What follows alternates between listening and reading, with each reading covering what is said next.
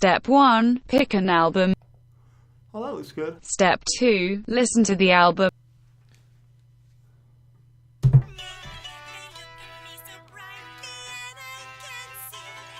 Step 3. Take some notes while you listen to the album several more times.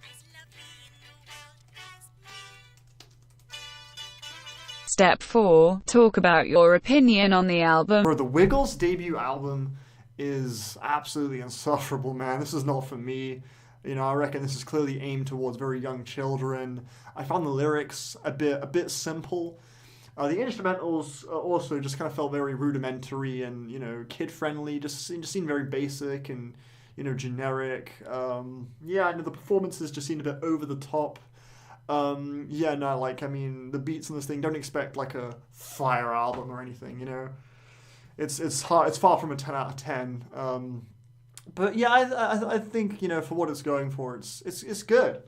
But yeah, I mean, obviously I didn't really enjoy it, so I'll probably go for my personal enjoyment. Yeah, it's nothing amazing, but I'll say it's like a 2 out of 10 because I didn't like it at all, obviously. But you know, for what it is, it's not bad. So yeah, cool. Thanks for watching my review. I'll see you on the next one. Bye. Step 5. Edit. Bro, the Wiggles debut album, fire album, 10 out of 10. Amazing. It's good. Yeah, cool. Thanks for watching my review. I'll see you in the next one. Bye. Congratulations. Injury Reserve is the self-titled album by Brockhampton. These guys are a rap group. There are 3 members of this rap group: Parker Corey, Richie with a T, Stepper J Groggs.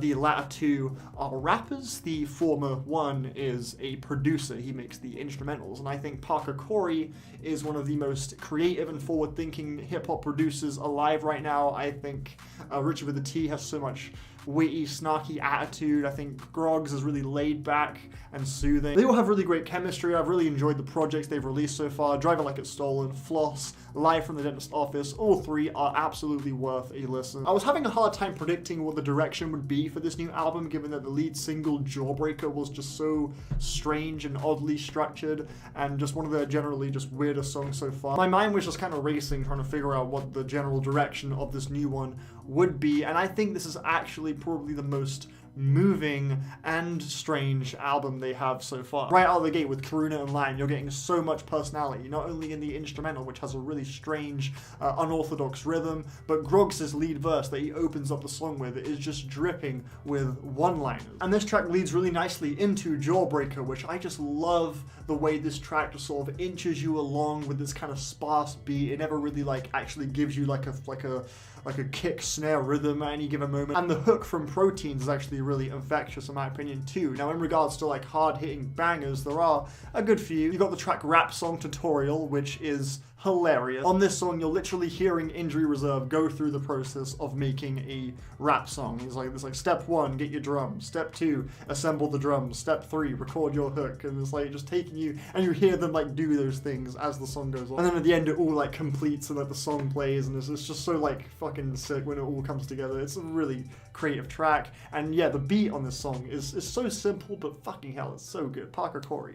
Hell yeah. Jailbreak the Tesla is a stellar single featuring Amine. This track is all about fucking hijacking a Tesla, dude. Amine, that line about how Grimes' voice is the GPS, that was fucking hilarious. The beat on this track, the way Parker incorporates those like car sound effects is super creative. This track is an absolute blast. Get the Fuck Up features an amazing verse from Cakes to Killer. The energy he comes with is absolutely unrivaled, and the beat again is just brilliant. I love those like manic vocal chants on the beat. They're like blah blah blah blah blah. It just is so fucking insane. But it's the second half of the album where things really start to get a bit more grounded and personal. Tracks like What a Year It's Been, I think, is a really emotive track. The way the drums are so like sort of rumbly and grimy and explosive on the song, I think really packs a punch. Groggs raps about how he's overcome some drinking problems in his time, and Richie raps about a lot of the fake people that have like led him on and how he's just sort of overcome them and just like ignored them and pushed him to do what he wants to do and not succumb to any shady people in the industry and whatnot. I love the anger that Richie raps with. It sounds incredibly just genuine and powerful, and again the beat is every bit as powerful as the performances as well. Best Spot in the House is in my opinion one of the most moving songs of the year so far. bar, Richie reflects on his verse from North Pole on Drag It Like It's Stolen. He talks about how fans have spoke to him and said, like, Injury Reserve's music has really changed my life, it's really saved me, and he's like, how the fuck am I supposed to take that?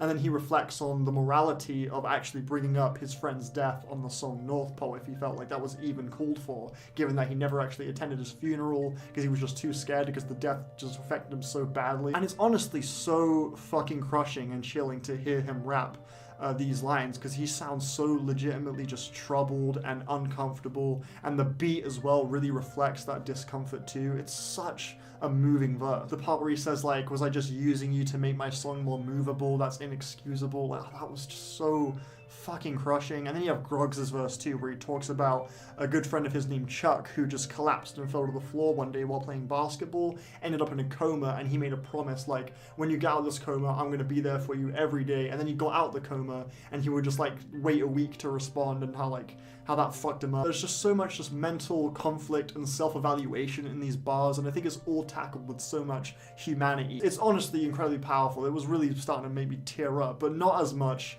as New Hawaii made me tear up, because this song is so beautiful, man. The final verse from Richie is one of the most heartfelt things I have heard on a song this year, especially coming after the very cold reality of Best Spot in the House. You know, we have the track New Hawaii, where Richie's found someone he really adores, and he's talking about having kids with this person and what they might grow up to be like, and like how he wishes they find someone that makes them feel how this person makes him feel. And he just sounds so enamored and infatuated on the song. He sounds so like at ease, and it's just fucking beautiful. And the strings that come in, bro, I'm holding back tears every time this track enters the last like minute. It's so gorgeous. I do have a few problems. I like the track with Freddie Gibbs, but I think Freddie Gibbs's verse is just total filler. He just kind of recites a lot of the same things he normally raps about in his own music, like the rap game easy, dope game hard bar. I swear to God, he says that in like every track, and he performed quite well. Like the flow was there and everything, but I feel like you could just take that verse out and it would have made the song a bit more